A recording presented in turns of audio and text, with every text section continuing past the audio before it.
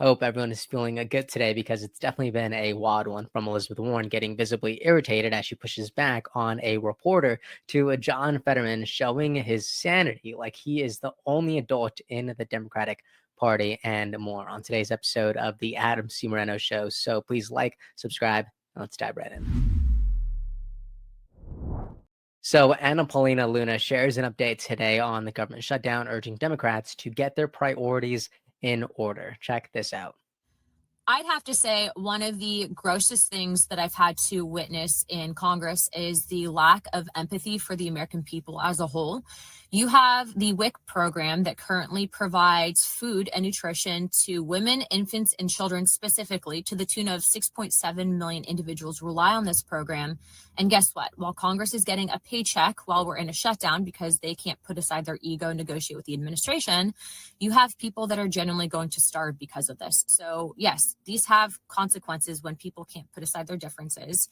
I would also say that it is factual that they are advocating for healthcare for illegals. Meanwhile, our own people are starving. So if you want to know why people hate politicians, if you want to know why people genuinely can't stand Congress and why we have one of the lowest approval ratings, it's because of stuff like this. It's unacceptable. And the fact is that while Democrats are running down the halls of Congress filming TikTok videos, kids are starving. You know, I wanted to start my video off with this because I did see someone say that President Trump should sign an executive order or something like that, saying that Congress will not be getting paid unless the government reopens. So I'd love to see that. But she's right. No one likes to see the government shut down, but to see the government shut down while seeing the Democrats prancing around with this holier than thou ego is just infuriating. I don't know if you guys saw Bernie Sanders just met up with AOC prancing around at DC, all smiling. Like, do you not understand what is going on? It is ridiculous. So while your tax dollars are still paying for Bernie and AOC's salaries, much of the government is shut down. Although some is still operating and functional, the longer the shutdown continues, the more it builds up, and those things just compound over time. And what happens? Not good things. But don't worry, because Democrats like Bernie and AOC are hard at work strolling through the park. Although, you know what? I think I might prefer them strolling through DC, at least having the appearance of them working rather than Chuck Schumer and Elizabeth Warren on X scaring people. Look at this. Elizabeth Warren just writes this today, saying the Republican shutdown means clinical trials will stop enrolling new patients for life-saving treatment. But hey, at least construction on Donald Trump's golden ballroom for his billionaire buddies will continue. And whenever I see things like this, I imagined how 20-year-old Adam would have consumed this information, because whenever I was 20, I probably would have saw this and have been furious, maybe rightfully so. I would have had this righteous sort of anger. And now, years later, I ask why. I search for more. And you know what happens whenever you search for more?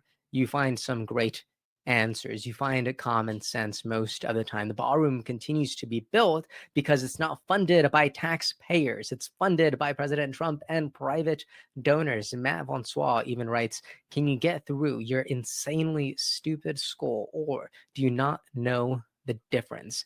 This is absolutely ruthless. He said this to Brian Tyler Cohen.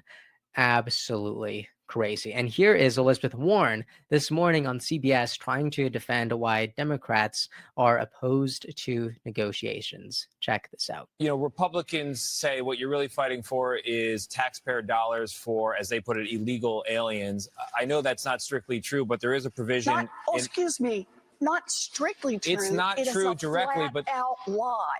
It is a flat out lie. The way that they frame it. There is nothing in Medicaid, there is nothing in Medicare that permits one undocumented immigrant to get $1 of assistance. Senator, if you let me finish the question. Of course, Senator, I'm sorry. Sorry, in the Democratic counteroffer, the proposal for funding, there is a restoration of Medicaid benefits for certain non-citizens that it had been taken away in the big, beautiful bill, as the Republicans put it. Republicans don't think those people should be getting health care on the taxpayer dime. I'm not asking on the merits. Politically, putting that in there exposes you to this talking point, this lie, as you put it. Why put it in there? Why is it worth it? No, what's happened is that what we're saying is that whenever hospitals give care, what is going to be the level of reimbursement? And the Republicans said it's going to be a low level. The Democrats said we just want to go back to the level it was before because you're going to bankrupt hospitals. You're going to put rural hospitals out of business. The Republicans and the Democrats plan, nothing changes. The number of undocumented immigrants who still get care if they show up bleeding and unconscious at an emergency room. There is absolutely zero difference. The difference is whether or not hospitals, who under laws that date back to Ronald Reagan, may provide emergency care to anyone who's unconscious, will actually get reimbursed at a very low level that will put the hospital ultimately out of business potentially, or at a higher level. The Republicans, there is no change in the number of undocumented immigrants who get any help under what the Democrats want.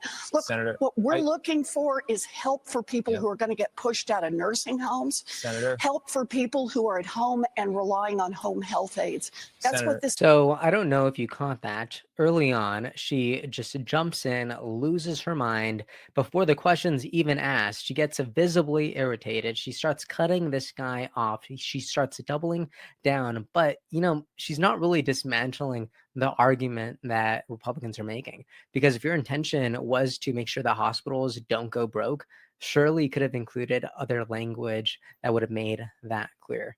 But instead, they made a bed and now they're choosing to lie on it. So my question is this the hill that they are willing to die on? Maybe you tell me.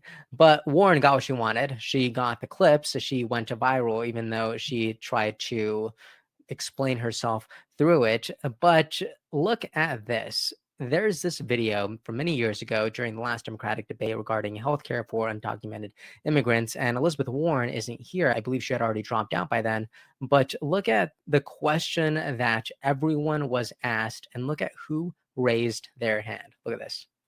Raise your hand if your government plan would provide coverage for undocumented immigrants. Look at that. The question was, raise your hand if your healthcare plan would include coverage for undocumented immigrants. And everyone rose their hand. You see, you have Pete Buttigieg, Joe Biden, Bernie Sanders, Kamala Harris, and more. So even if Elizabeth Warren isn't on the stage, she is definitely part of the party that does advocate for these values. So take that for what you will. At least the Democrats are consistent from about 5 years ago. But now we have John Fetterman of Pennsylvania telling us why he voted for the bill as a Democrat. Hi, this evening I just voted for 2 CRs tonight. And the first one votes to affirm that we would like to extend the ACA tax credits because, of course, I voted for health care. The second vote is about making sure that we keep our government open. And I did vote for that because I think it's a sad event if we shut our government down later today. So for me, our nation doesn't believe that kinds of chaos. Now, for me, it's about more over the country, not the party in this kinds of moments just like this. I love how Fetterman echoes what Representative Anna Paulina Luna of Florida shared earlier about putting aside the differences, placing country before the party. I really do value that. And other Democrats voted to keep the government open as well, including, look at this, including Catherine Cortez of Nevada and Angus King of Maine, which I think is very, very interesting. Would love to know what you think about all that. Also, Marjorie Taylor Greene shared something interesting today in what I think is a curveball, but might be necessary. She says social media influencers should have to disclose when they're being paid, just like TV and radio broadcasters have to say, this message is brought to you by blank.